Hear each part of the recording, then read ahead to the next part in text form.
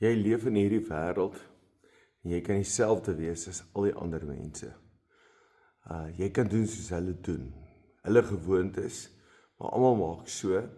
As daar 'n nuwe trend is of 'n nuwe ding is, dan klim jy op en jy doen dit. En jy doen maar soos almal doen. Of jy kan anders wees. Nou, ek dink jy moet anders wees net om jy hardkoppig is en anders wees net om jy snaaks is nie. Maar anderste daar by jou werk om jy die Here dien. Anderste by jou skool omdat jy die Here dien. Anderste tussen jou vriende omdat jy die Here dien. En een van die beste voorbeelde uit die skrifte wat my die laaste tyd baie geraak het, is die volk staan by Kanaan. God beloof hulle, ek gee hierdie land. Hulle staan by die land, hulle gaan verken die land, hulle kom terug en dan kla hulle die heel nag. Hulle sweep die heel nag die volk op teen die Here. Here wil hulle doodmaak. Moses tree in en sê, Here, jy kan nou doodmaak nie. God sê, goed, ek gaan nou doen wat hulle sê. Hulle sal nie hulle voete in die land sit wat hulle verken nie. Behalwe, dan sê hy, Numeri 14:24, maar my dienaar Caleb het 'n ander gesindheid teenoor my gewys. Hy het by my bly staan. Ek sal hom in die land laat kom wat hy gaan verken het. Sy nageslag sal die land bewoon. Nou wat ek van hou is, hy het 'n ander gesindheid teenoor my gewys. Hy het by my bly staan. So, hoe weet jy het 'n ander gesindheid? Want jy kan al dink, wel, ons doen maar net soos al die ander mense. Of jy kan vir my sê, nee Johan, ek het 'n ander gesindheid. Maar die bewys is, by wie bly jy staan? Staan jy saam met almal? Praat jy saam met almal? Doen jy soos almal sê? Of bly jy by die Here staan? Nou interessant, dis hierdie einste Caleb wat jy in Numeri 13 lees, wat opgestaan het en die verspieder stil gemaak het. En sê, wow, bly stil, God is aan ons kant. As die Here ons lief het, sal ons hierdie land in besit neem. Die Here gee dit vir ons. Kan julle nie onthou alles wat die Here vir ons gedoen het nie? Hy het by die Here bly staan.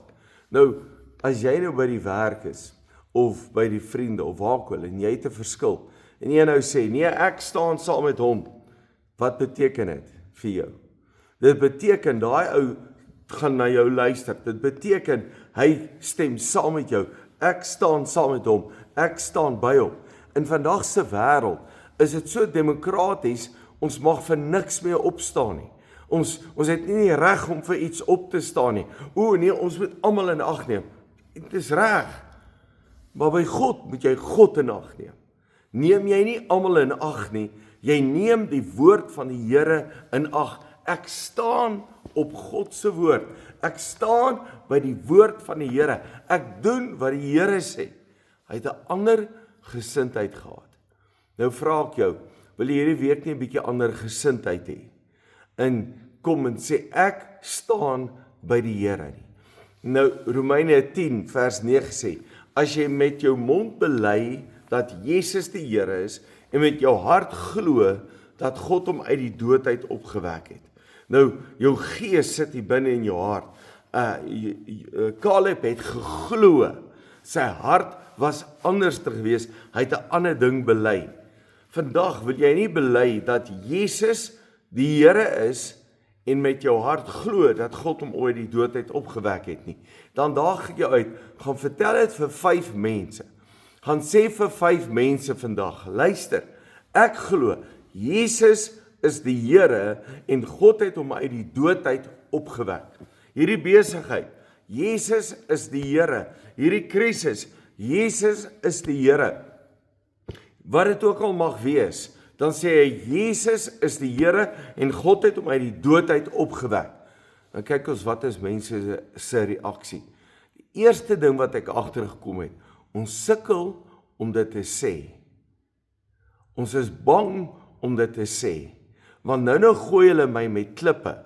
En dis wat hulle met Caleb wou doen. Hulle wou Caleb doodgooi met klippe. En jy is bang. Maar ek wil jou vra, ek wil eerder by God staan as om by mense te staan. Dankie dat jy luister. Jy's 'n great blessing.